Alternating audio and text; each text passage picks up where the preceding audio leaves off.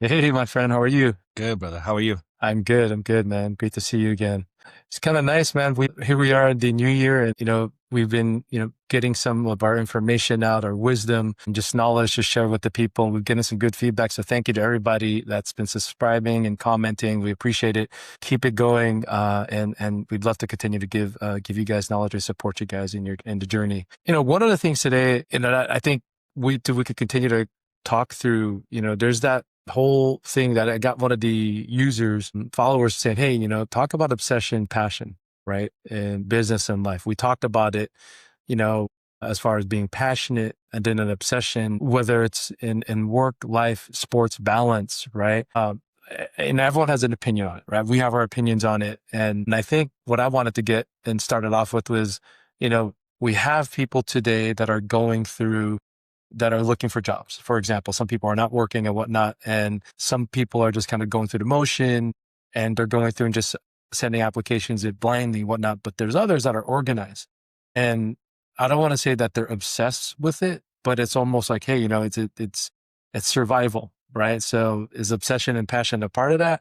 But then there's the others who are going through life that are going through, you know, the fruits of their labors, right? They're successful, they're dealing with their families and enjoying the holiday season now is over. And some of them are passionate and people have their opinions on does passion necessarily mean they're happy about it or it's something they have to do versus obsession where they're obsessed with doing it, where they're, annoying people around them, or it's something that is what they call an engine to keep them going so they finish the job.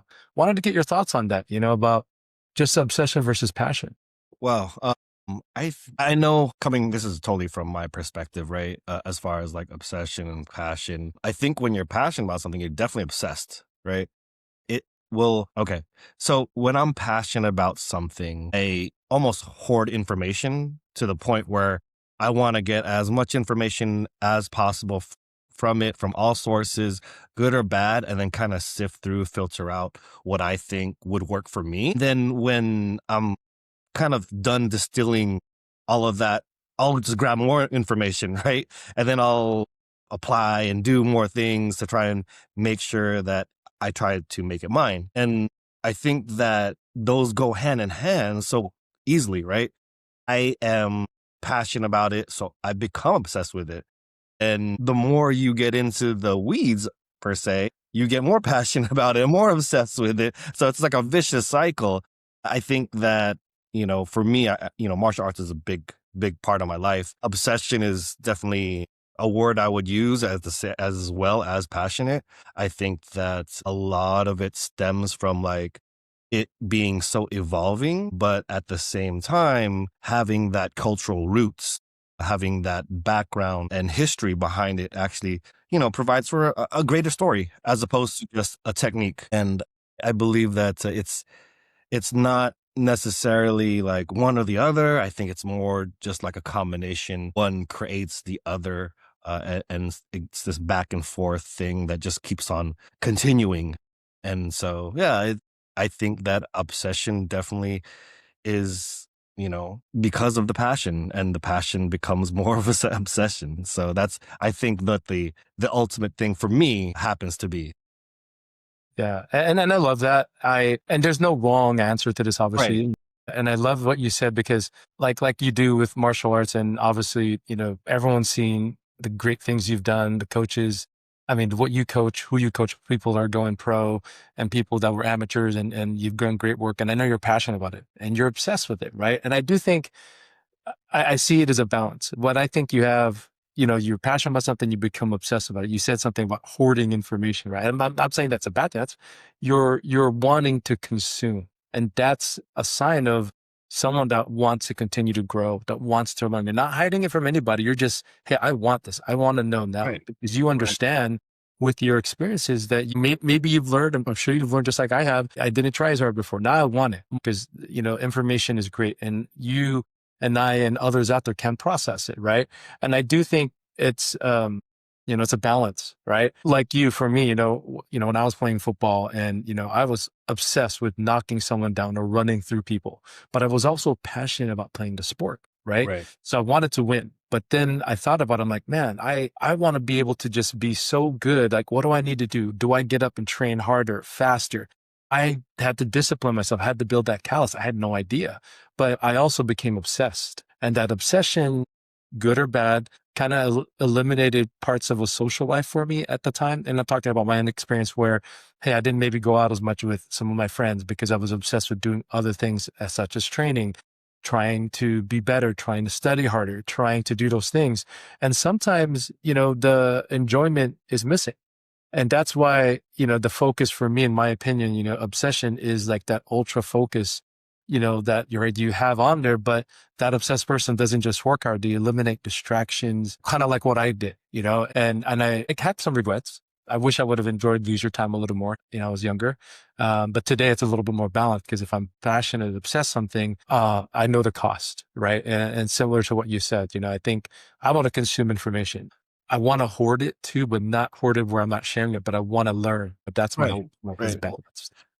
So I think that's why a lot of brilliant minds become recluse, is because they take out all distractions away from them to be able to focus so deeply, so intimately for such a long period of time that, yeah, you don't go to the parties, you don't go to, the social events, you don't hang out with your friends because you're working on something that you want to, enjoy later, or, you enjoy during the moment as well.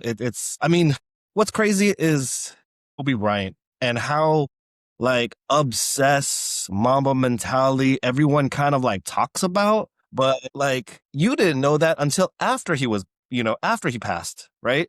I mean, you kind of knew it, but then like everyone's like, man, you got to work hard, this and that. It's like he was doing that in silence and no one is talking about it until after he passed, right? Because he was just so adamant about perfecting the craft, seeing any little flaw that he perceived and would just attack it and try to strengthen that flaw, make it that the stronger part as opposed to the weakest link. And right, like you don't become, gosh, I heard something today which is really great, which was said good is worse. Or was it there's a difference between good and great. Everyone thinks that good is where they want to be, but if you want to be great, you can't stay there. You can't stay in good, right? Yeah. You have to be able to be like, I don't want to be just good, right? I want to be great. So how do you do that? You put in more of whatever it needs to be to get you out of good. Like good is like, okay, yeah, I'm good enough. I'm good. But no, I want to be great. And that takes a lot more. It's like good is here and then great is like keep going. It's Yeah, like that.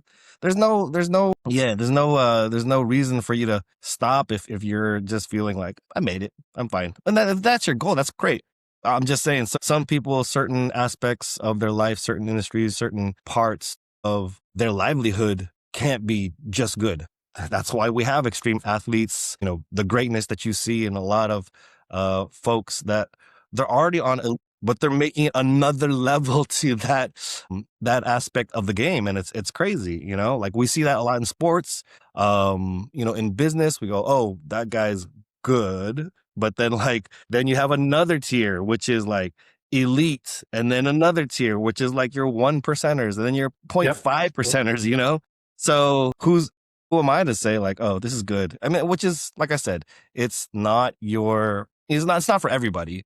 Yeah. And whatever it is that you want to be great at, I mean, it just takes a lot more than what you're doing. So, and you said it right. A lot of the folks like, Kobe, there's always those stories that people shared about the stories of Michael Jordan, the obsession that he had for winning, and he was a jerk. He was pretty much an asshole, right? The good ones are, the great ones are, because they demand excellence, not just from themselves, from their teammates, but they also show it, right? They're also leading by example. There is, to your point, like let's talk about the Kobe thing. There's stories that's well documented where when they were in the Olympics, he'd be training, getting up at 4 a.m. and the other folks like Erwin and Ray, Ron, all of them, be showing up, like getting back from a club at 4 a.m. Like, oh my gosh, so then the next day they started training with him and eliminated that social factor. But again, that's the cost of being great and elite, right? The true success is rarely balance. It often requires kind of like that temporary radical imbalance that we're just talking about. We or people that want to go and not just be comfortable, they got to be willing to sacrifice that social approval. How much? Now think about it. We all want some social approval in some capacity, right? You got to sacrifice it, right? And that immediate gratification for that long-term vision. So, to me, it's spot on. And then I also think being great obsessed and whatever that's about, again, it's not being comfortable. Focus, others focus on the big win, but the great ones, they focus and obsess over the details. Think Mm-hmm. of that detail part. I'm going to wake up at 4 a.m. and train. I'm going to go do this and get out there earlier than everyone else. Not because it's like, it's that you build a routine and you know what it takes to keep at that level. You always want to excel to the next level. And it's an aggregation of marginal gains that improve every time and facet of that 1% that you talked about, right? Mm-hmm. So that's that competitive gap. And I do think, being comfortable, nothing wrong with it if you want to stay where you're at, but don't complain if you're not getting that raise, you're not getting that job Right. interview, you're not getting that ability to fight for a new position or role, right? Look in the mirror first and see, are you just comfortable, or are you, as we've talked about here, doing things to be great, or doing the things that others don't want to do, right? That takes to get to the next level. What would your suggestion be, to the folks listening? We've talked about here about obsession, passion, but folks that are stuck in the middle right now, right? And some people that might be uncomfortable because they don't want to do things to upset the balance with people. They say, hey, I'd like to keep it status quo. We've talked about they're going to be stuck kind of in a position to where they're not in charge. Not saying they want to be in charge anyway, but they're just riding the wave. What do you want for those folks that want to go to the next level? Man, I'm gonna cancel for this, but Hey, it's our opinions, right? So, no, it's fine. It's fine. If you don't want, if just ride the wave. The machine always needs cogs. I'm just being strictly honest. Like in a prison, you can't just have a bunch of mentally unwell folks, right? You can't have like, your murderers all in one place. You need like things to get done, like the cook or the laundry or, the mess hall or something like that, right? There's certain cogs that needs to happen as well, which is fine. And that's okay. If that's where you want to be, that's fine. Everyone has a role. It's the I want to be something more, but not doing anything is the hard part. That's for me. For me, it's like, don't complain about the results because you didn't put in the work, right? If you didn't put in the extra hours, if you didn't put in extra study time, if you didn't put more detail into your work, don't complain about the results. So, and then you get, but I did this.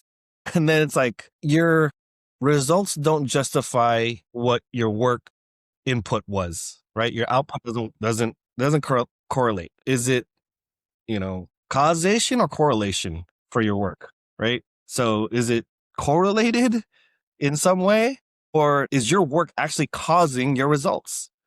So what do what do you want? And I think whenever someone tells me like, oh, I want to belt up, right? I want to move up in belts or what have you. And then I have to have a strong talk with them and say, do you stay after class? No. Do you train on the days that are not training days? No. Okay. Do you ask questions that you don't know answers to at the time that, we're, teaching it?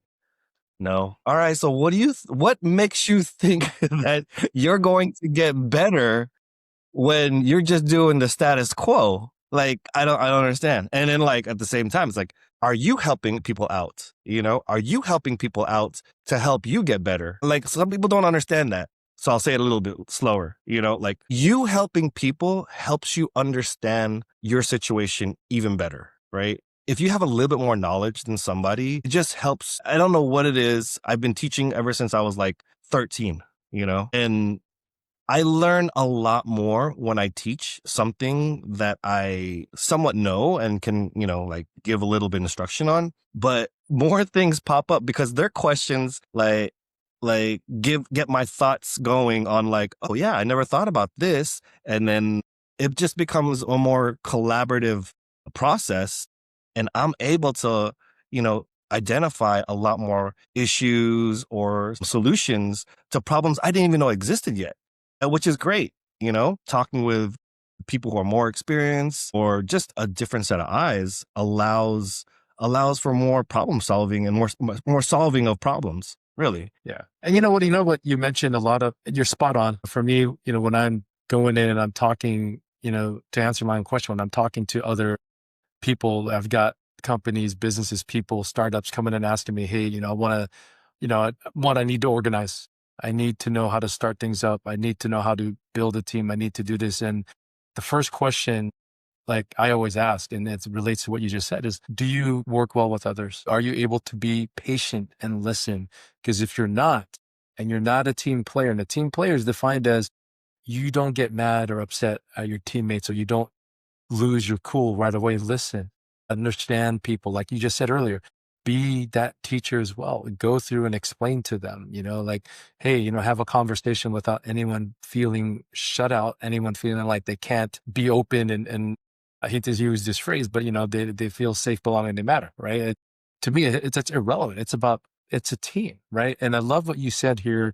And this is what I practice. I'm like, hey, if I'm going in, I'm talking to people and someone goes, hey, I've been wanting to get in. Hey, you showed us the way, you gave us a blueprint now, and we're doing well. I'm still thinking that I'm not, where I want to be as far as someone that wants to advance in a career. I'm like, well, what are you doing? Are you building your network around? Are you talking to others? Are you just showing being gracious? Or are you just going through the motion? Because as you said, if we're going through the motion, you're going through the motion of life, and you're going to get what you put out there. Yeah, okay, if you're going to half-ass, then you're going to get half-ass results. To me, it's about, put it into 100%. And if you don't know what that is, ask about it, right? Ask, like, what does it take to get there? Go reach out to some of the folks who are at the level that you want to get to. They'll be more open to talking about it than people think about it. It's just the nature of it. Everyone wants to share. Obviously, if you've got hopefully you've got a good reputation and you're not doing anything a little bit that's people look down on, most of the time people will talk to you. But I do think, whether it's sports, business, life, like what you said in martial arts, I think talking to people and asking and sharing and saying, hey, I would love to know this. And if you don't ask, again, something we talked about earlier, if you don't ask, you're not going to learn. And if you don't learn, don't be sitting and blaming anyone else why you didn't advance or why you didn't succeed, because it is all on you. And you have to be able to ask that question. That's why we're here. We're here right now. Ask the question, go in and figure out, like, okay, we talked about obsession and passion, the balance between it, what it takes to be the 1%, the elite. And it's a gradual stage. And it is on you to understand that you have to ask that, right? So I think, in closing, for the folks out there, it is hard. It is. Some people are not comfortable. Some people are introverts, some are extroverts. It is tough to balance it out, but ask. That's the only thing we could say here. If you're listening to us, continue to follow us, subscribe, send us messages, and hey, thanks again, Ray, for staying out here and getting people some of this wisdom and wealth and knowledge, and we want them to win their inner battles. And guys, keep sending us some messages, and thank you again.